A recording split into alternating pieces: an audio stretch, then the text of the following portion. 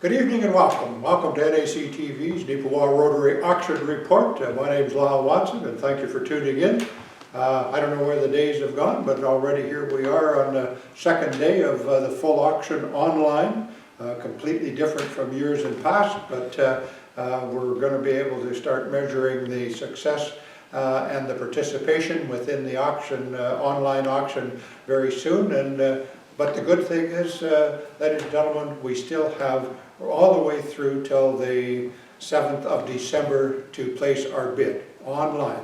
And so we've got lots of time to think about your bidding and how much you want to bid. And I also take the opportunity to thank the donors for the generous donations and the quality and the goods that we've received to have in our fundraising auction this year. And I'd like to also mention the cash donations. The cash donations have been very, very successful this year, even though we are living in uncertain times with this COVID virus. So thank you to the donors, the cash donors, and everybody involved. It's helped us very much to start this online auction, new to us, new to a lot of people, but it's helped us to get off to a good start, and we still have a few days left, and we'll be keeping you informed as the week goes on. So remember to tune in about 8 o'clock each night from here on in at NAC TV, and we'll have a little update and a conversation about our fundraising auction. With that, I'd like to introduce another guest. As you know, we've had this opportunity to talk to some of our fellow Rotarians about being a member of Rotary. We're talking about community service, and what we can accomplish if we all take the time to reflect on how we fit into a community and how we can give back and the benefits to all by that method of thinking. So at this time, I'd like to welcome a longtime Rotarian, Bob Finlayson. Doesn't need much introduction. I think he's been around a long time. Welcome to NAC TV Rotary Report, Bob, and thank you for taking the time and joining us. And I know you've been around for a year or two. Just when did you get involved in Rotary, and how many years ago? Well, I joined in 1993, but I was involved in Rotary a few years before that because of the Rotary exchange students at NACI. Oh yes. And of course they came to the high school and they were there, and we always talked to them and found out where they came from, and sometimes they were in their class, and we found that they were a great group of people. And of course Neepawa hosted them when they all got together in September. And now when you say they all got together, that was worldwide, wasn't it? that was all of the ones in this district. Oh, okay. Got together here, and of course got involved with billeting and so on like that. But I was at the high school, and of course that's where they met, this group of people, and they used the basketball courts, and they used different facilities there to have their meetings and that. And of course at that time they needed somebody to open the school sometimes and to lock it up, and of course I was involved with that. I had been exposed to what Rotary was all about back in 1967 when I came to town, because the supervising principal of the elementary schools in here was a man by the name of Elmer Bartell, and he was a Rotarian. And of course I served as his vice principal for a year, and then he became part of the division staff, and I was principal at Viscount for a couple of years, and before I went to the high school. And at that time Rotary was, you had to fit a classification to belong to Rotary, and all the classifications I could have fit into were occupied by prominent people in the community. So I at that time just biding my time, and I, of course, ended up having to finish a degree or two, so I was busy. My son entered hockey when he was 6 years old, and then I became involved with minor hockey. So that took a lot of time, and then slowly as time progressed on, the Kinsman Club, of course, started to operate in town, and both you and I were part of the startup of the Kinsman Club in town. And so I was involved with that until I got to the age of over 40. And of course, Kin at that time went up to age 40, and you were sort of encouraged to maybe not be part of the Kin Club at that time. So I left it, and of course I volunteered in the community by serving on the Chamber of Commerce and a few other organizations. And of course, I was a Mason for a number of years, and then I progressed through to around the early 90s and realized that I would like to give something back to the community. And at that time, Rotary had changed so that they had widened who could belong to Rotary. We didn't always have to have fit into a certain class to belong. And so I knew a number of people in Rotary and knew that they were tremendous people to associate with. And like I can mention people like Jack Huxley, the late Jack Huxley, and late Roy McGilvery, and late Elwood Clark, and those fellows were all part of the Rotary Club. So I ended up, Dave sponsored me into Rotary, and of course, at that time, Rotary was a very active group of people. We had the giant yard sale Rotary auction, which was the first version of this Rotary auction. Yes. And it progressed through to, from the used style of auction to new stuff. That was the next step. And then it went to a TV auction, which has been part of this for a long time. And now we're into online auction, which is another step along the way. And I've always worked with whatever project was on the go in Rotary. I did, of course, go through the offices and stuff like that. Yeah, I know you did that too, Bob, and you took those responsibilities very seriously. But it's obvious, Bob, that you have always had that sense of community and giving back and working with different organizations, whether it was with Rotary or some of the other organizations within our town. Well, the big ones I've mentioned, and I of course, when you've got kids in the community, if they're in figure skating, or if they're in hockey, or if they're in Girl Guides, or whatever it is, you're always there as a parent to, if you aren't part of the frontline workers, you're always there as one of the workers to try to make the life of the coach or the whoever's in charge as easy as possible. Yes. And that's sometimes where I have fit in more than trying to be out in the front lines. I try to do a lot of the what we call the physical labor up to now. Well, that hasn't gone unnoticed in not only in Rotary, some of your other activities too, Bob, but in terms of being a worker, I don't think there's probably a work party that you've ever missed. Anything that we've been involved in as Rotary, you know, whether it's lifting and slugging or painting or building, whatever, you were always part of that.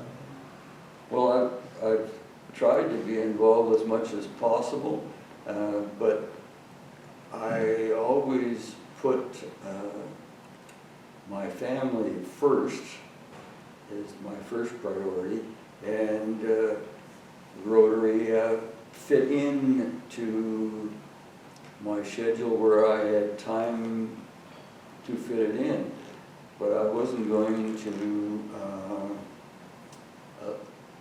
make my Rotary more important than my family.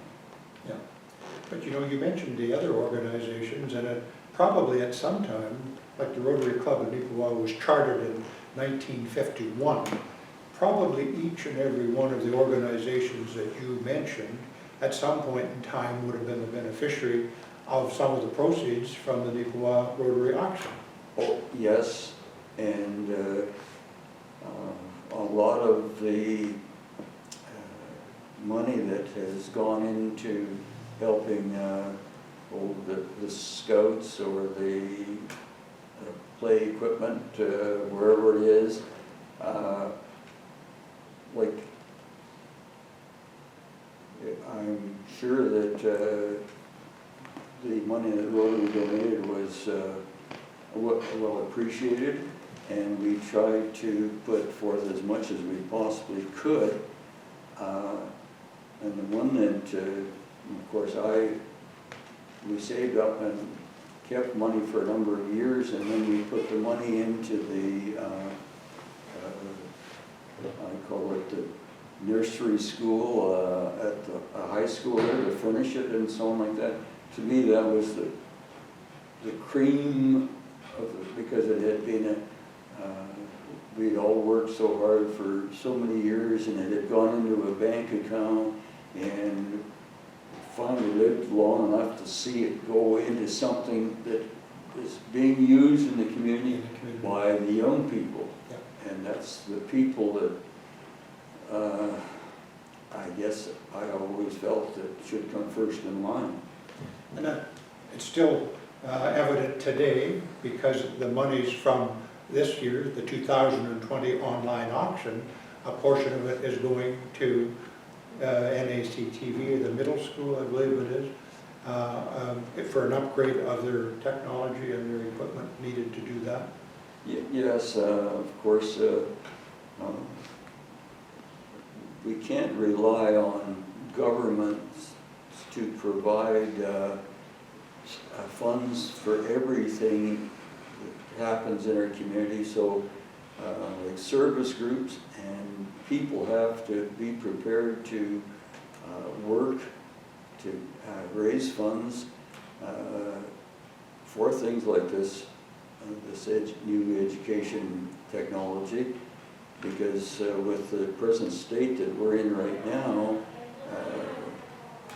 some students are staying at home or going to be maybe forced to stay at home and get their education through, I call it the screen, Yeah. for a better word, and technology.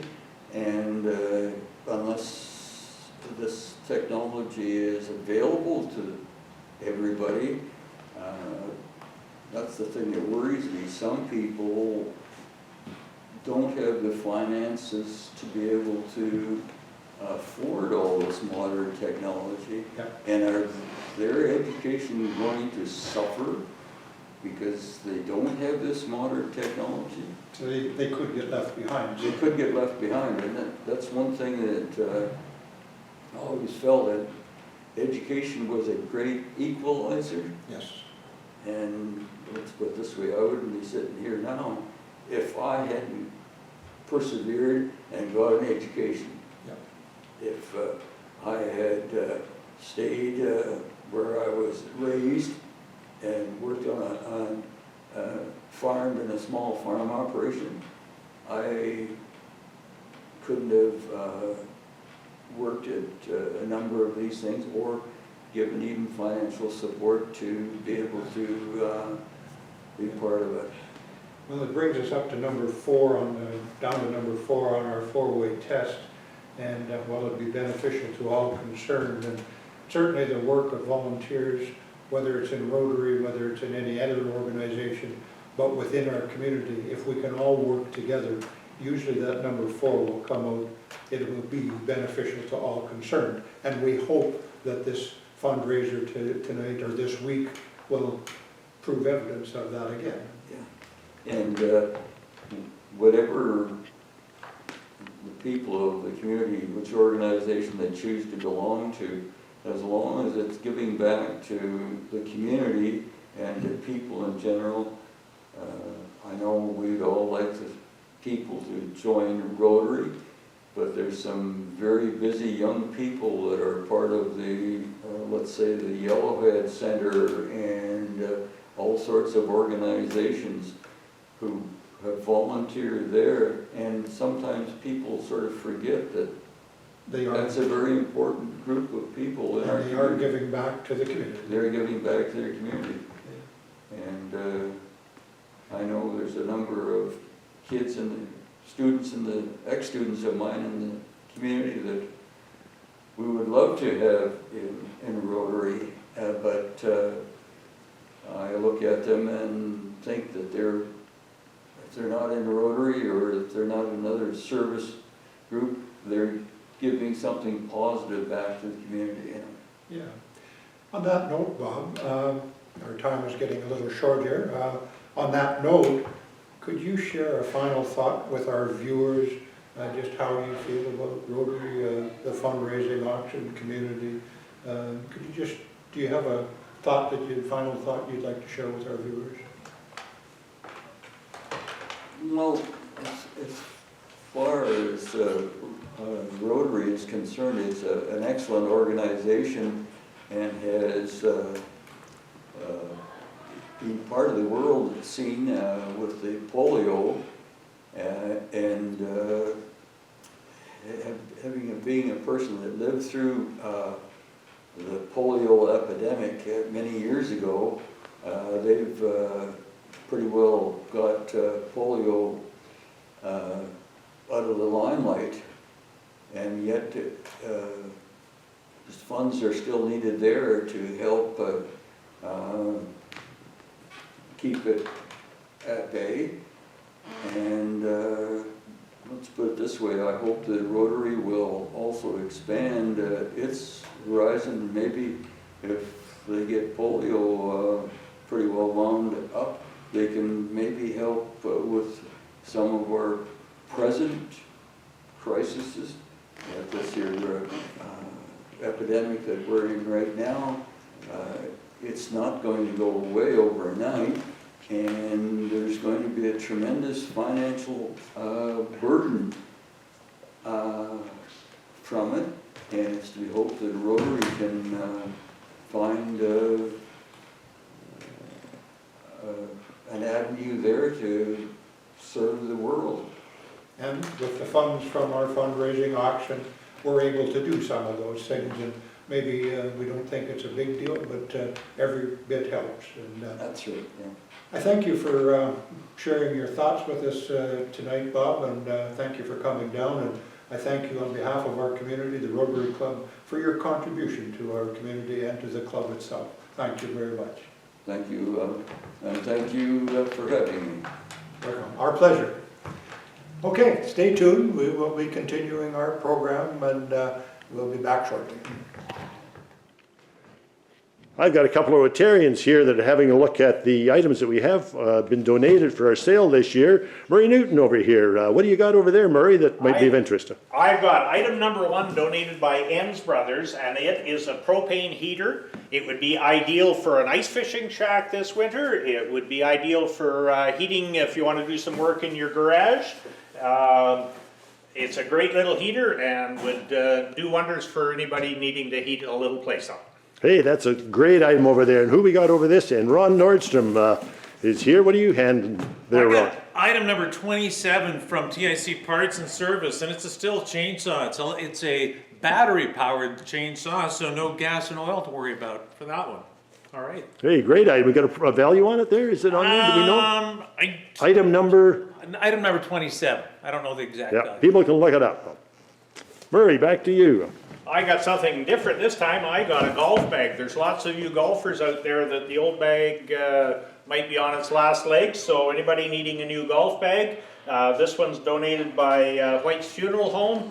Tailor-made golf bag, a value of $230. Item number 14. That's great. Guaranteed to improve your game, I'm sure. Absolutely. So you're thinking of bidding on it then, are you, Murray? That wouldn't help my game. All right, over here we've got from Remax. Remax donated this. It's a 4-in-1 game center. It's got crokinole and a couple of other games here. So if you're stuck in the house with your family and you're driving everybody crazy in the house, this would be a great thing to get. Hey, good idea. Well, that's for Christmas, right? They're good You Christmas gifts we got here.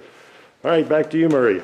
I've got a small air compressor here donated by Napa Auto Parts that are located out in the Mazer building on the west side of town. Anybody that requires compressed air in their garage, this would be a great item for you. It's item number 54. Hey, great item. And now back over to Ron.